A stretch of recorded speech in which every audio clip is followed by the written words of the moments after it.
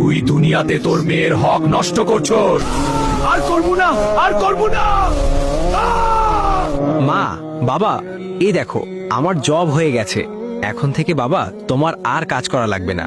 ভাইয়া, কি বলো? সত্যি তোমার জব হয়ে গেছে? এই, ওর জব হয়েছে তাতে তোর সমস্যা কি? যা এখান থেকে। আরে, তুমি মেয়েটার সাথে এমন ব্যবহার করো কেন? মা বাবা আমার সাথে এমন কেন করে? এমন ভাবে ব্যবহার করে মনে হয় আমি তাদের সৎ মেয়ে। মা, বাবা, মিলি কোথায়? আমরা তো খেতে বসলাম। ও কি খাবার খাবে না? না, মিলির পেটে মনে হয় ক্ষুধা নাই। ক্ষুধা থাকলে আসতো। তোরটা তুই খা। মা, আমি অফিসে যাই, ঠিক আছে? ঠিক আছে বাবা, সাবধানে যাস। মা, বাবা, এই নাও, আজকে আমি বেতন পেয়েছি। কি বলছো বাবা, সত্যি? দে দে।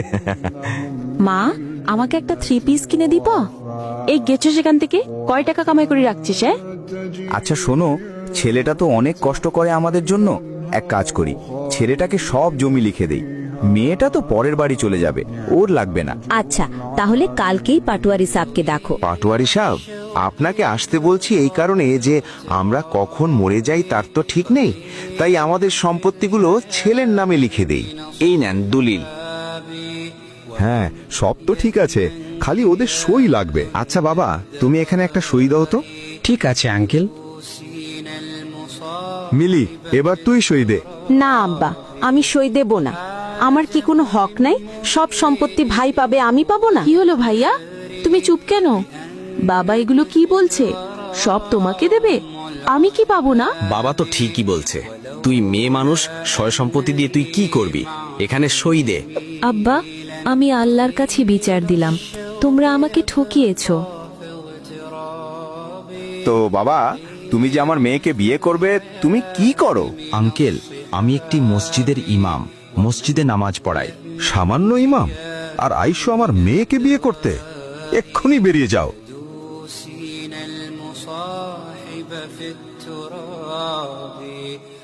তো বাবা, তুমি কি করো? আঙ্কেল, আমি সরকারি চাকরি করি। আচ্ছা বিআইন, বিহা কনফার্ম। ভুলে এখনই বিহাইন বলে ফেলছি। আচ্ছা, তো আগামী সপ্তাহে বিয়ে? আচ্ছা ঠিক আছে ভাইজান। কিউ কাকা, শুনলাম আপনি নাকি আপনার মেয়েকে মেয়ের হক দেননি, এখন বলে সরকারি চেয়ে বিয়ে দিছেন। যে বাবা মা এক সন্তানকে সম্পদ বেশি দেয় এবং অন্য সন্তানকে সম্পদ কম দেয়, অথবা মেয়ের হক মেরে দিয়ে ছেলেকে দেয়, অথবা ছেলের হক মেরে মেয়েকে দিয়ে দেয়, এমন বাবা মা দুনিয়ার জমিনেও ভালো থাকতে পারে না, পরকালে ভালো থাকার তো কোনো প্রশ্নই আসে না। বাবা, আমি খুব অসুস্থ, আমায় ডাক্তার দেখা। ধুর বাল, আমি পারবো না, মরুক গা, তাতে আমার কি?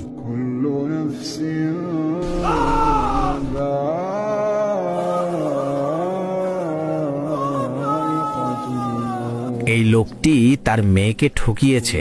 আল্লাহ জানে কবরে কি হয়।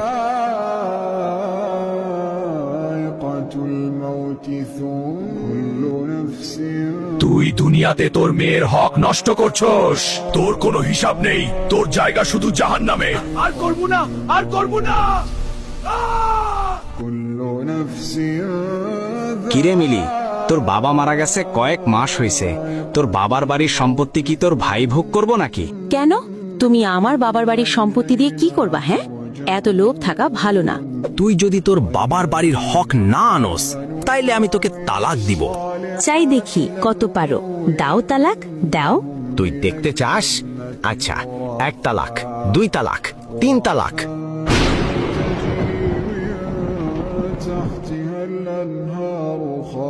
আমি এক্ষুনি মাকে ফোন করে বলবো তুমি যে আমাকে ছেড়ে দিছো। মা, মা, তোমার জামাই আমাকে তালাক দিয়ে দিছে সম্পত্তির জন্য। হায় হায়, কি বলছো? আচ্ছা তুই বাড়ি চলে আয় তাহলে, ওর সাথে থাকা তোর জন্য হারাম এখন। মা, তুই আমাকে মাফ করে দিস। আমি তোর সাথে অন্যায় করেছি। তুই মাফ না করলে আল্লাহ আমাকে মাফ করবে না।